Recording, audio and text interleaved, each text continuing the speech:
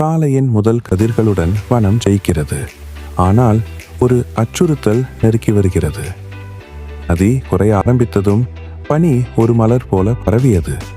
நரி மற்றும் யானை முன்னேறலாம் என்று தீர்மானித்தனர். அவர்களின் பயணத்தில் குரங்கு மற்றும் நரி சேர்ந்தனர். பனிப்பு மற்றும் பிரச்சனைகள் அவர்களை சோதித்தன. ஆனால் அவற்றின் மூலம் அவர்கள் ஒருவருக்கொருவர் நம்பிக்கையை வளர்த்தனர். கடைசியில் பெரிய நிலச்சரிவு காரணமாக நதி முடங்கியிருப்பதை கண்டனர். மேலும் மேல் பகுதியில் உள்ள விலங்குகள் உதவ தயாராக இல்லை.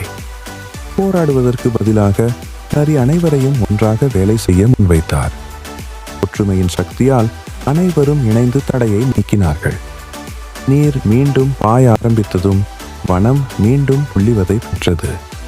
ஒற்றுமை என்பதே உண்மையான சக்தி. அது எந்த பிரச்சனையையும் மெல்லிய மாற்றலாம்.